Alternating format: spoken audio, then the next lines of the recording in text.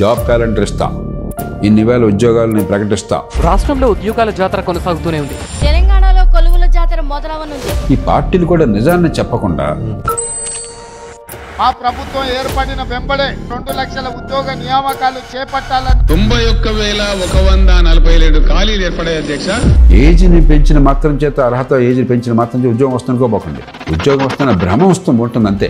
ఏదో ఒక స్కిల్ పొంది సమాజంలో 10 మందికి పనికొచ్చేది కనుక చేస్తే అది మనకు ఉపాధి అవుతుంది, వాళ్ళకి అవసరాలు తీరుతాయి. ఎంతోమంది 10 ఏళ్ళు 15 ఏళ్ళు కార్యక్రమంగా పెట్టిన ఒక దశ ప్రణాళిక అయిపోయింది.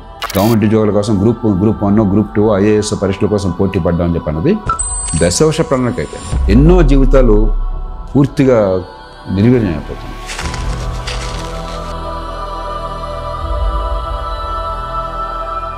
ఇప్పుడు స్టూడెంట్స్ చాలామంది నేను కళ్ళారా చూశాను సార్, వాళ్ళ పర్సనల్ లైఫ్ని కూడా నేను చూశాను. స్పెషల్లీ ఎవరంటే గ్రూప్స్ కోసం ప్రిపేర్ అవుతున్న వాళ్ళు. ఇక్కడ కొన్ని ఏరియాస్ ఉన్నాయి, మీకు కూడా తెలుసు. అక్కడ విలేజ్ల నుంచి వచ్చి ఒక్కొక్కరి ఏజ్ యావరేజ్ తీసుకుంటే 20, 25, 30, 35 గడుపు కూడా పోతుంది సార్. ఇంకా ఏం చేస్తున్నారంటే గ్రూప్స్కి ప్రిపేర్ అవుతున్నా అంటున్నారు వాళ్ళు. అంటే ఆ గ్రూప్స్కి ఇప్పుడు కాకుండా నెక్స్ట్ అటెంప్ట్, ఇప్పుడు కాకుండా నెక్స్ట్ అటెంప్ట్ అని చెప్పేసి అట్లనే పట్టుకొని ఉన్నారు. కానీ ఈ ప్రాసెస్లో ఏజ్ అయిపోతుంది. ఈ ప్రాసెస్లో అక్కడ తల్లిదండ్రులు కూడా అక్కడ అప్పులు చేసి మరీ డబ్బులు అనేది పంపిస్తున్నారు. ఇక్కడెక్కడనో కొన్ని లోపాల వల్ల వీళ్ళు ఇంకా మిస్టేక్స్ చేసి దాన్ని ప్రొలాంగ్ చేస్తూనే ఉన్నారు. నేనేమంటానంటే ఇదే ప్రాసెస్లో వీళ్ళు ఒక ఎంటర్ప్రైనర్ అయితే ఈ పార్టీకి ఇంకో ఎంతోమందికి ఉద్యోగాలు ఇచ్చే పొజిషన్లు ఉంటారు. కానీ ఆ మైండ్ సెట్ చెప్తున్నా కూడా పర్ఫెక్ట్ మాట చెప్పారు మీరు, పర్ఫెక్ట్ మాట చెప్పారు. నాకు ఐఎమ్ గ్లాడ్ ఈ క్వశ్చన్కి. మనకి ప్రభుత్వోద్యోగం అంటే విపరీతమైన మోజు అయిపోయింది. ఎందుకంటే మార్కెట్తో పోలిస్తే గవర్నమెంట్లో పని చేసినా చెప్పినా 3-4 రెట్లు జీతాలు ఇస్తున్నారు. తర్వాత బోడంత పెత్తనం ఉంటుంది. సమాజంలో అవసరాన్ని మించిన గౌరవం ఎక్కువైపోయింది. కొంతమంది అయితే లంచాలు సంపాదించే అవకాశం కూడా దొరుకుతుంది. వీటన్నిటి కారణంగా మనందరికీ ఉద్యోగం అంటే గవర్నమెంట్ ఉద్యోగం అన్న పిచ్చిలో పడ్డారు. ఈ పార్టీలు కూడా నిజాన్ని చెప్పకుండా ఉన్న ఉద్యోగాలు కొన్నేనయ్యా, 100 మంది పని చేస్తుంటే 3 గవర్నమెంట్లో ఉంటారు, మిగతా 97 మంది బయట సమాజాన్ని పనికొచ్చే పని చేస్తారు. మన ఒంటి మీద చొక్కా కానీ, చేతికున్న వాచి కానీ, ఈ పెన్ను కానీ, కళ్ళజోడు కానీ ఇదేది గవర్నమెంట్ తయారు చేసింది కాదు కదా.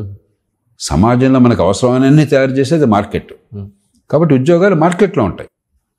గవర్నమెంట్ అవసరం కాబట్టి గవర్నమెంట్లో కొంతమంది కావాలి, అంతేగాని గవర్నమెంటే ఉద్యోగాలు అంటే ఎట్లాగా? ఈ మాట చెప్పకుండా వీళ్ళు ఏం చేస్తున్నారు?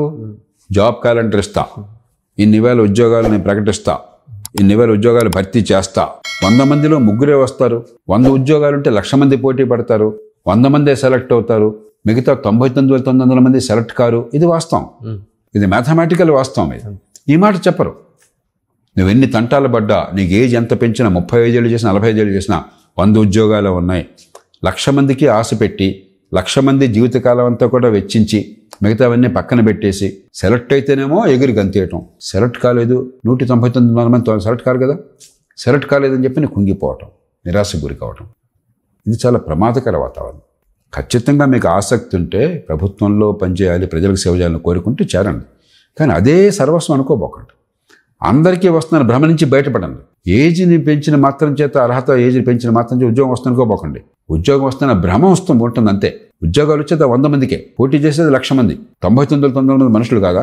అసలు పనిచేసేది 99,900 మంది, 100 మంది కాదు. ఈ 100 మన అవసరాలు ఏం తీరట్లా. మన అవసరాలు తెలియదు 99,900 మంది మార్కెట్లో చేసే పని వల్ల. ఇది మనకు అర్థమయ్యే డిగ్నిటీ ఆఫ్ లేబర్. ఏదో ఒక స్కిల్ పొంది సమాజంలో 10 మందికి పనికొచ్చేది కనుక చేస్తే అది మనకు ఉపాధి అవుతుంది, వాళ్ళకి అవసరాలు తీరుతాయి. అది కాని ఉపాధి లేదు. ఈ మాట పచ్చిగా, నిర్మోహమాటంగా, నిజాయితీగా చెప్పాలి. ఈ ఆలోచన ఉండి ఏదో ఒక స్కిల్ పొంది ప్రయత్నం చేసిన మీలాంటి వాళ్ళు ఇవాళ సమాజం మొత్తానికి మార్గం చూపెడుతున్నారు. మీరు 30 మందికి ఎంప్లాయ్మెంట్ ఇస్తున్నారు, 1,00,000 మంది ప్రభావితం చేస్తున్నారు. అలా కాకుండా నేను గుమస్తా ఉద్యోగానికి అంకితం అవుతాను, నాకు అదే కావాలని చెప్పంటే మంచిదే కాండి, కానీ దానికే పరిమితం అవుతారు. అందుకని ముందు ధైర్యాన్ని పెంచుకోవాలి, బేసిక్ స్కిల్స్ పెంచుకోవాలి, బేసిక్ ఎడ్యుకేషన్ బాగుండాలి. ఏదో ఒక స్కిల్ మీకు నచ్చిన రంగంలో మీరు స్కిల్ పెంచుకోవాలి, ధైర్యంగా సమాజంలోకి వెళ్ళాలి. అప్పుడు మీరు ఎంటర్ప్రెన్యూర్స్ అవుతారు, ప్రైవేట్ రంగంలో పనిచేయగలుగుతారు, సమాజానికి పనికొచ్చేటువంటి వస్తువుల్ని సేవలను ఉత్పత్తి చేస్తారు. వాళ్ళు కొనే వాళ్ళకి మీ దగ్గర ఆనందం ఉంటుంది, అమ్మిన మీకు ఉపాధి దొరుకుతుంది, జీవితం సఫలంగా ఉంటుంది. అలా చేసిన వాళ్ళు పెయింటర్గా ఉన్న వాళ్ళు నాకు తెలుసు ఎంత ఆనందంగా ఉన్నారు వాళ్ళు. ఒకరోజు నేను వెళుతుంటే ఐఎస్బీకి వెళుతుంటే ఒక ట్యాక్సీ డ్రైవర్ వచ్చాను. దళిత బంధు పథకంలో ట్యాక్సీ వచ్చింది. దానిలో 3-4 లక్షలు తినేసినా కూడా కొంతమందికి ట్యాక్సీలు అవి అందినాయి. ఈయన బాబాయ్ నడుపుకుంటున్నట్టు దాన్ని. ఆ కుర్రాడు ఎంత ఆనందంగా నాకు చెప్పాడని, సార్ నేను కొంతకాలం ఈ మెడికల్ దీనిలో పనిచేశాను, ఏదో టెక్నాలజీ దానిలో. మరి కొంతకాలం మెకానిక్ షాప్లో పనిచేశాను.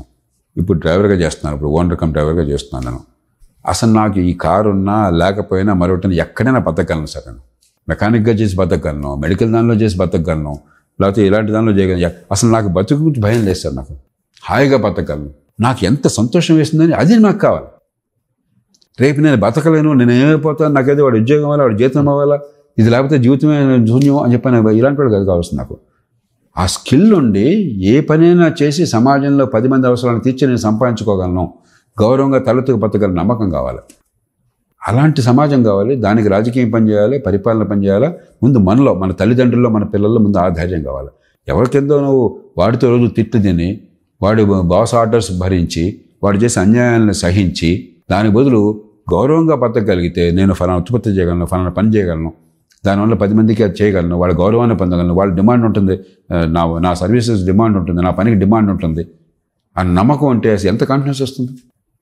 ఇది మనం సమాజంలో నరనరాలు అంటారు. ప్రతిరోజు ఈ విషయం అంటే ప్రజలు చెప్పాలి. ఎంతోమంది 10 ఏళ్ళు 15 ఏళ్ళు కార్యక్రమంగా పెట్టిన ఒక దశ ప్రణాళిక అయిపోయింది. గవర్నమెంట్ ఉద్యోగాల కోసం గ్రూప్ 1, గ్రూప్ 2 IAS పరీక్షల కోసం పోటీ పడ్డామని చెప్పన్నది దశవర్ష ప్రణాళిక అయిపోయింది. ఎన్నో జీవితాలు పూర్తిగా నిర్వీర్యం అయిపోతున్నాయి. ఇది చాలా పొరపాటు. అది చేయండి, ఆ ప్రయత్నం చేద్దని అంటలా. ఒక ప్రయత్నం చేయండి, మంచిగా ఆసక్తి నిజంగా ఉన్నవాళ్ళు, దానికి నేను సరిపోతాను అనుకున్నవాళ్ళు. కానీ మీ జీవితం అదే సర్వస్వం అనుకోబోకండి, జీవితాన్ని నాశనం చేసుకోబోకండి.